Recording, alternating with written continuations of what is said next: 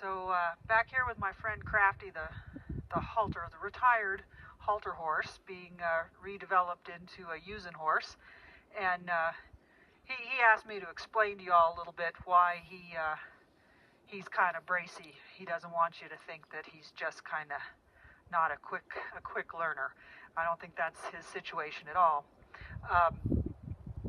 You'll notice that the halter that I've got on him is just, your basic rope halter with a rope lead line and no snap, no metal on this thing at all. And this that I have in my hand is an example of what he used to wear in his halter life. And you'll see that there's a piece of chain here that's hooked onto the lead rope, and how these horses are led around and shown is with this chain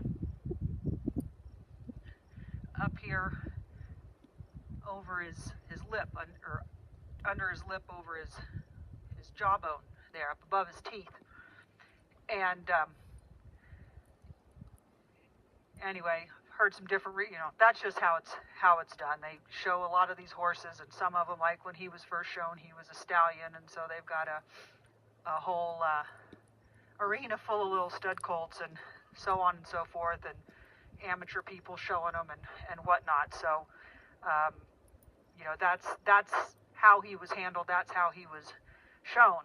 And so you can see where, even though that's I guess a decent sized chain, and it's not like there's barbed wire or anything sticking off of it, I know I wouldn't want that up in my mouth. And he's pretty smart. He's figured out how to avoid getting hit with that chain, but he's always ready, for somebody to catch him with it.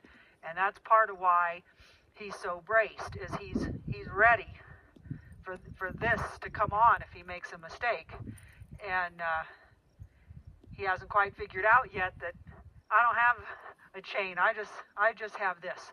So he's ready for this to come, because he's pretty new at this, and he'll give that up eventually. But we just kind of wanted to explain to you all kind of why he has some defensive postures and where some of his braces come from.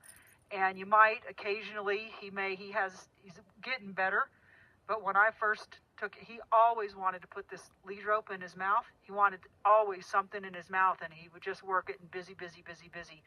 And some people think that's a sign of them being playful, but I kind of read it with him as that he was stressed. He was kind of nervous, and that was a way for him to deal with his anxiety. So the less he's putting my lead rope and other things, including the electric fence, in his mouth, I think that's the more comfortable he's coming in his mind of what's going on with his new life, his transition into his new life. See, he's going to grab for it right there. Anyway.